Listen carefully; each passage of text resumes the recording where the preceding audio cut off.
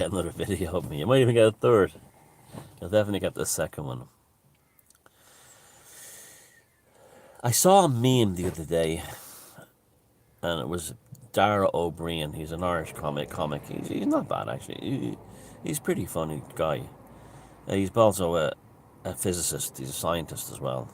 And so he's part of the whole, the BBC love him because he pushes the whole woke scientism stuff. He's like in from the Stephen Fry end of the scales kind of thing. And the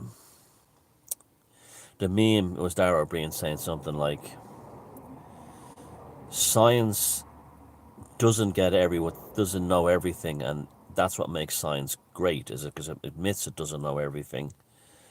But just because there are missing parts doesn't mean you should fill them in with anything you want. Well, I disagree fundamentally with that.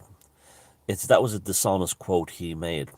Science does not act like it doesn't know everything. We're constantly told by scientists, and not just journalists, that the science of climate change is settled. Does that sound like it's never? It doesn't know. It acts like it doesn't know at all. The science on the needlecraft, the cup of tea, as Sanity for Sweden calls it, it was settled, and we were told that by scientists constantly. And so there's a dishonesty in that. They constantly tell us that the science is settled and completed on everything. So that first part was dishonest, and the second part was, my answer to that would be, fuck you. I would put any speculation I want into the missing parts of the puzzle. Now, people would say, well, what about the flat earth? No, we know the earth is round. That's been established for thousands of years. It was measured thousands of years ago. And if we were still in a situation where we never had the ancient Greeks measuring the earth, and we didn't have satellites, and we didn't have photographs, and you didn't see ships disappearing over the horizon, or pylons disappearing over Lake Champlain around the curvature of the earth, you could say, yeah, well, you could speculate it's probably flat too, or it's just as much as it could be a globe, but we know it's a globe. So once we discover what it is, the speculation kind of ends. But when we have speculation and it's a true mystery, well, fuck you, Dara O'Brien. I'll put anything I want into that gap. Anything I want, I will put into that gap. And that includes what inspired this video more than that meme that I saw by him. You'll see the thumbnail of this photograph, of this video. And it's a picture of the Zuck and co at Facebook. And most of them don't look like human beings. They don't. And Zuckerberg is starting to morph into a kind of an anamorphic representation of H.P. Lovecraft's most, for both looking like him, but also like his monsters, his unspeakable monsters. And They don't. None of them look human. Well, one or two of them does. There's a black chap in the back. He looks human, and a guy with a beard. He could pass for a human, but the rest of them don't. Especially the women. They look like fucking aliens or something from another dimension in her photographs. And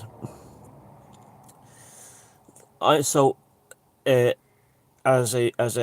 sop to Dara O'Brien, I am going to throw into the missing gap that I don't think this planet is run by humans. I just don't.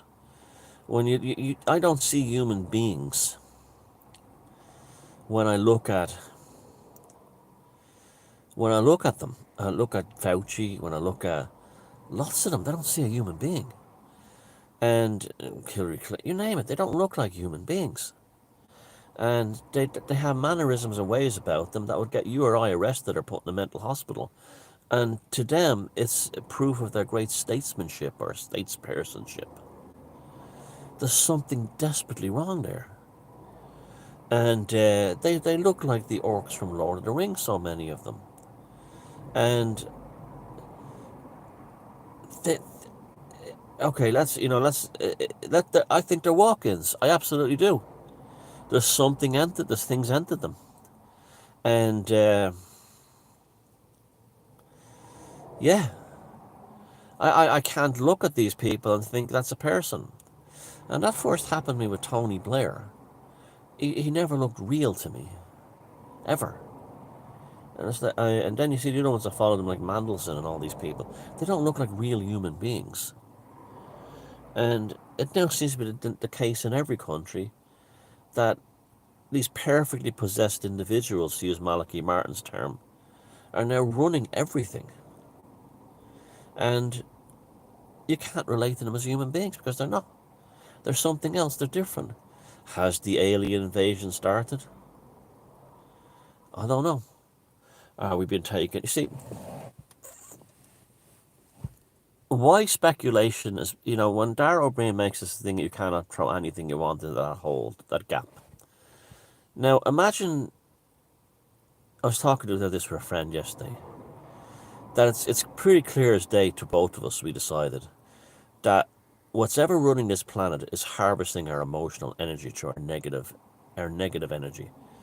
That they want to make us as negative as possible, and as fearful as possible, and as anxiety ridden as possible, as if that's their food, as if we are cultures in a kind of a cosmic, and we make a kind of a cosmic cheese through our anxieties and fears that sustains these indescribable, unspeakable, interdimensional daemon sultans at the center of all chaos, as Lovecraft described them. They're beyond even comprehension or understanding, or they're not even involved in space-time as we know it. But our terrors, our fears. And Morgoth's Review, another good channel, he did a good thing on Lovecraft a while ago. And he got it perfectly. Like that Lovecraft had hit the nail on the head with like what we're dealing with in this world today. And, which we have been saying for years now. And so our anxiety, we're in a petri. If you were looking at microbes in a petri dish through a microscope on a slide, are those microbes on the slide aware that what you are as a human being is staring down this microscope at them? No, then now amplify that to beyond us, as if we were the microscopes on some interdimensional grand sultan daemon at the center of all abysses microscope. Put it up that level. Who discovered that if we're given fear, we make a kind of a cheese or a penicillin, and they harvest it from us, just like the Nigel Keneals, or Neil, however his name is pronounced. By the way, I think 14 times, Greg Moffat is listing 14 times this month is doing a Nigel Keneal special. But in Quatermass 3, they were harvesting the human race at the megalithic sites and in stadiums and stuff like that. And I think that was pretty much close to what we're dealing with. And the anxiety and fear is what that's why they always, there's no reason why we shouldn't just be left alone. And even when a country does well and there's lots of money for the people, say they discover oil, Libya being the case, someone has to bomb the shit out of Libya and do that to those people. And the next thing you know, they're making cheese for these interdimensional daemons beyond space and time. And so when Dara O'Brien and scientific materialistic type says you cannot fill in the gap with anything you want, oh fuck you, you can, and I will, as long as pictures of Mark Zuckerberg and his team looking like that exist. I will, as long as we're being burlesqued by Fauci and things like the face covering and the likes of Jacinta Ardern and Dan Andrews and all these other. Dan Andrews is now, he's pissed off at the school teachers who won't take the cup of tea needlecraft, and he's upset. He's annoyed about it. These people are crazy. They're insane. And